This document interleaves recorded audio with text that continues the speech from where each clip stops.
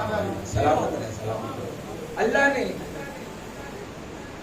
پورے قرآن کا علم الحمد میں رکھا، الحمد کا علم اس کی بسم اللہ میں رکھ دیا، بسم اللہ کا علم اس کے با میں رکھ دیا، با کا علم نقطے میں رکھ دیا، اور علی فخر سے کہتے ہیں اس با کے نقطے کو علی کہتے ہیں۔ محترم، رسول خدا نے دو چیزیں چھوڑی، دوسری ہے عطرت اہل بیت، عطرت اہل بیت، عطرت بھی اہل بیت کو کہتے ہیں، اہل بیت بھی عطرت کو کہتے ہیں۔ انشاءاللہ عشرے کے دوران ایک گفتگو آئے گی، اس میں اس بات کو کاملاً واضح کریں گے، لیکن ابھی موقع کے مطابق ایک فرق بیان کرنا ہے۔ اہل بیت کہتے ہیں گھر والوں کو، دیکھیں نا، رسول نے عطرت بھی کہا ہے، اہل بیت بھی کہا ہے۔ اگر دونوں کا ایک ہی مطلب تھا تو ایک لفظ کافی تھا، ایک لفظ کافی تھا، دو لفظ استعمال کرنے کی ضرورت بنتی ہی نہیں تھی، لیکن رسول اللہ نے دو الفاظ کا استعمال کیا۔ اس کا مطلب ہے عطرت کا مطلب کچھ اور ہے، اہل بیت کا مطلب کچھ اور ہے۔ اہل بیت کہتے ہیں گھر والوں کو، عطرت کا مطلب عربی میں ہے اخص و اقربائہ، خاص ترین رشتہ دار۔ عطرت کا مطلب کیا ہے؟ خاص ترین رشتہ دار۔ یا رسول اللہ، اہل بیت کہہ ہی دیا تو عطرت کہنے کی کیا ضرورت ہے؟ عجب نہیں کہ رسول کی آواز آئے، ایک زمانہ ایسا آئے گا مصطفیٰ کے نام کے ساتھ بڑے رشتے جوڑے جائیں گے۔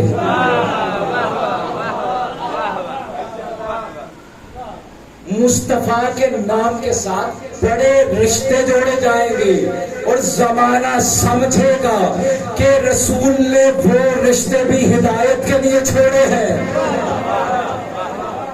زمانہ سمجھے گا رسول نے وہ رشتے دار بھی ہدایت کے لیے چھوڑے ہیں۔ اس لیے میں اہل بیت نہیں فقط چھوڑ رہا، عطرت چھوڑ رہا ہوں۔ یعنی کیا؟ ایسے رشتہ دار جو سب سے خاص رشتہ دار ہیں۔ یا رسول اللہ، سب سے خاص رشتہ دار چھوڑے ہیں، لیکن اتنا بھی تو بتائیں وہ سب سے خاص رشتہ دار ہیں کون سے؟ چھوڑ کے جا رہے ہیں تو بتا کے بھی تو جائیں وہ سب سے خاص رشتہ دار ہیں کون سے؟ تو رسول نے کہا، بتا تو دیا تھا، جب 5 ہستیاں فاطمہ کی چادر کے نیچے جمع ہوئی، رسول اللہ نے چادر کے چاروں کونوں کو پکڑا، آسمان کی طرف اشارہ کر کے فرمایا، اللہم ان ہؤلاء اہل بیتی وخاصتی وحامتی، لحمہم لحمی ودمہم دمی، یؤلمنی ما یؤلمہم ویحزننی ما یحزنہم، انا حرب لمن حاربہم وسلم لمن سالمہم وعدو لمن عاداہم ومحب لمن احبہم، انہم منی وانا منہم، فاجعل صلواتک وبرکاتک ورحمتک غفرانك ورضوانك علي وعليهم واذهب عنهم الرجس وطهرهم تطهيرا۔ اب مطلب سنو گے؟ رسول نے چادر کے چاروں کونوں کو اٹھا کر آسمان کی طرف اشارہ کر کے پہلا جملہ ہی یہ کہا، اے پروردگارا، یہ جو چادر کے نیچے جمع ہے یہی میری سب سے خاص اہل بیت ہے۔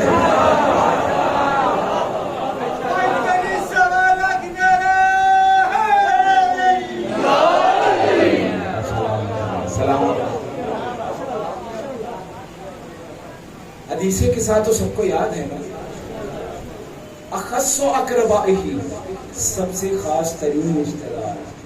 اچھا، سب سے خاص ترین رشتہ دار کون سے ہیں؟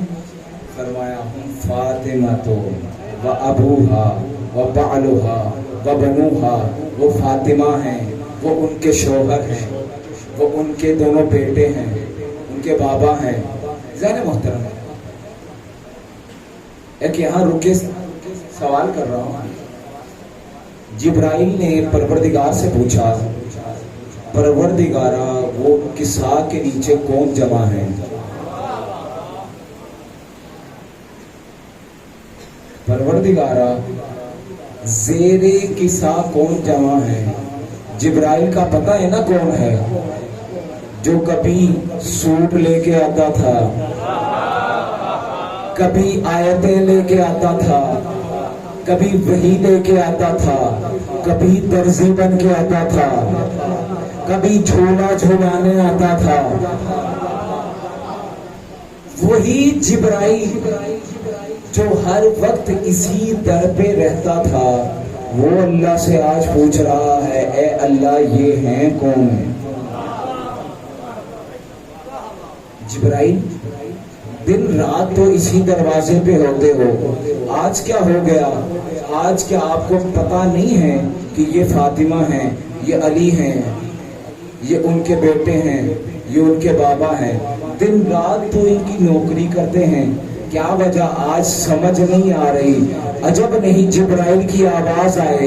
جب جدا جدا ہوتے تھے تو کہیں فاطمہ نظر آتی تھی، کہیں محمد نظر آتے تھے، کہیں علی نظر آتے تھے، کہیں حسن نظر آتے تھے، کہیں حسین نظر آتے تھے. جب یہ پانچوں جمع ہو گئی جبرائیل کی آنکھیں چدھیانے لگی ہیں، سمجھ نہیں آ رہا کون سا فاطمہ کا نور ہے، کون سا محمد کا نور ہے، کون سا حسن کا نور ہے، کون سا حسین کا نور.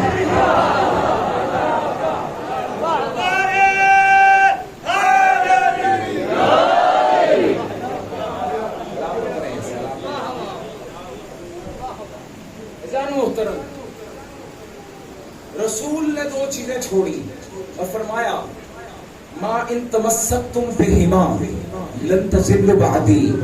اگر ان دونوں کا دامن تھام لیا تو کبھی بھی گمراہ نہیں ہوگے. ابھی تک جو نہیں پہنچا پھر دوبارہ جملہ بولتا ہوں، اگر دونوں کو تھام لیا.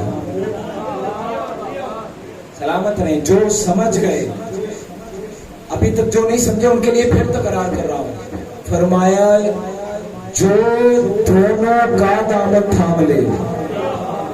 پہلے کا اللہ کی کتاب بھی ہے، پھر کا میری اہل بیت بھی ہے، پھر یہ نہیں کہا جو ایک کا دامن تھام لے، کہا جو دونوں کا دامن تھام لے، جو دونوں کا دامن تھام لے، جو دونوں کا دامن تھام لے. یا رسول اللہ دونوں دونوں دونوں کیوں کر رہے ہیں؟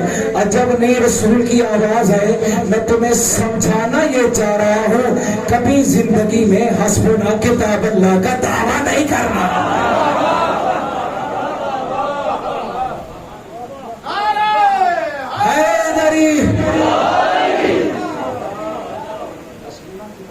نہیں ہے ما ان تمسکتم بہما، اگر دونوں کو تھام لیا لن تضلوا بعدی تو کبھی بھی گمراہ نہیں ہوگے، کبھی بھی گمراہ نہیں ہوگے.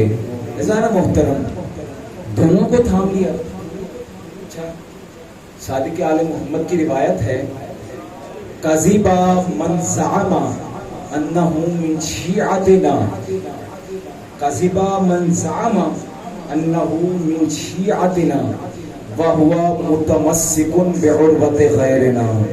کہا جھوٹ بولتا ہے وہ بندہ جو یہ گمان کرتا ہے کہ وہ ہمارا شیعہ ہے لیکن ہمارے دشمنوں کی رسی کو تھامتا ہے. جھوٹ بولتا ہے وہ بندہ جو یہ دعویٰ کرتا ہے کہ وہ ہمارا شیعہ ہے. دعوے میں تو اس کا یہ دعویٰ ہے کہ وہ ہمارا شیعہ ہے، لیکن جب مقام عمل اور تھامنے کی باری آتی ہے تو ہمارے دشمنوں کی رسی کو تھام لیتا ہے. اچھا مولا آپ کے دشمنوں کی رسی کو نہیں تھامنا تو اتنا بتائیے تو وہ کون سی رسی ہے جسے تھامنا ہے؟ وہ کون سی رسی ہے جسے ہم نے تھامنا ہے؟ تو دیکھیے آیت الکرسی ہم دن رات اس کی تلاوت کرتے ہیں، پنجگانہ نماز کے بعد اس کی تلاوت کا بڑا ثواب ہے. پنجگانہ نماز کے بعد روایات میں ہے جو شخص پنجگانہ نماز کے بعد آیت الکرسی کی تلاوت کرے گا اللہ اسے کبھی رزق میں تنگی نہیں نصیب کرے گا، اس کا رزق کشادہ رہے گا. عزیزان محترم، اسی آیت الکرسی میں ایک آیت ہے فَقَدِ اسْتَمْسَكَ بِالْعُرْوَةِ الْوُثْقَىٰ، جس نے اس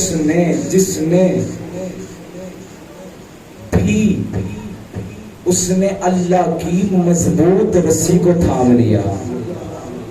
جب یہ آیت نازل ہوئی نا، اب دیکھیں رسی تو رسی ہے،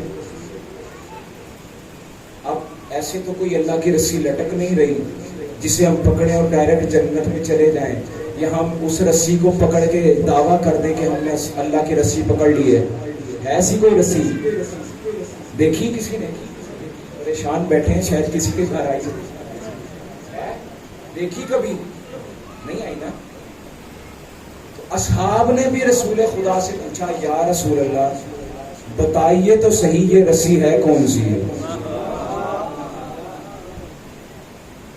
وہ رسی ہے کون سی جس کو تھامنے سے اللہ کی مضبوط رسی کو تھام لیا جاتا ہے؟ رسول اللہ نے دائیں دیکھا بائیں دیکھا، دیکھا کہ علی کہاں بیٹھے ہیں، دیکھا علی کہاں بیٹھے ہیں.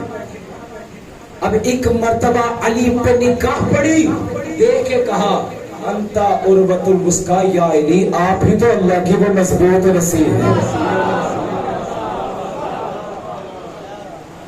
یا علی آپ ہی تو اللہ کی وہ مضبوط رسی ہیں. اچھا، پہلے چھٹے امام نے فرمایا تھا کہ دشمنوں کی رسی کو مت تھامو، دشمنوں کی رسی کو مت تھامو. رسول خدا کہہ رہے ہیں علی کی رسی کو تھام لو. یا رسول اللہ دشمنوں کی رسی کون سی ہے اور علی کی رسی کون سی ہے؟ علی کی رسی تو سمجھ میں آ گئی کہ علی کی رسی خود علی کی سیرت ہے، لیکن علی کے آپ کے دشمنوں کی رسی کون سی ہے؟ عجب نہیں کہ رسول کی آواز آئے جو بھی علی کا دشمن ہے، جو بھی علی کے دشمن ہو انہی کی رسی تو وہ ہے جو ہمارے دشمنوں کی رسی ہے. اللہ نہیں چاہتا کہ آل محمد کے دشمنوں کی سیرت اپنائی جائے. محرم اسی لیے تو آتا ہے، سارا سال ہم گناہوں میں ڈوبے رہتے ہیں، دل میں محبت اہل بیت ہے، لیکن ہمارا عمل ہمیں اہل بیت سے دور کر رہا ہوتا ہے. اللہ نے ہم پہ احسان کیا، جتنا ہم اللہ سے اور حسین سے دور ہو رہے تھے اللہ نے ہمیں محرم عطا کیا.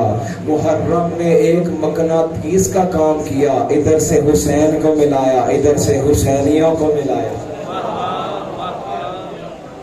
بھٹکے ہوں کو رستے پہ لایا. دیکھو یہ تمہارے آقا ہیں، تمہیں ان کی رسی تھامنی ہے، تمہیں ان کی سیرت پہ عمل کرنا ہے. یہ محرم ہمیں درس دے رہا ہے. زانا محترم، محرم ہم نعرہ نہیں لگاتے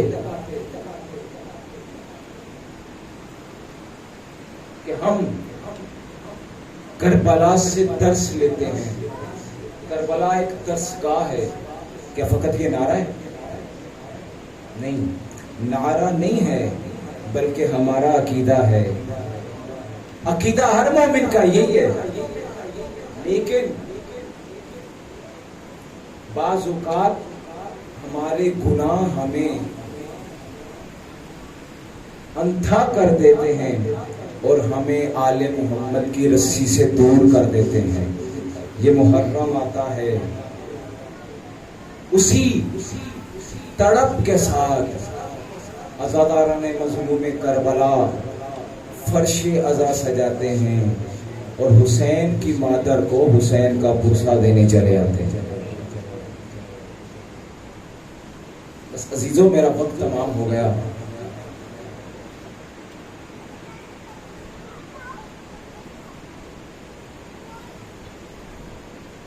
اگر وقت باقی رہتا تو چند اور گزارشات عرض کرتے.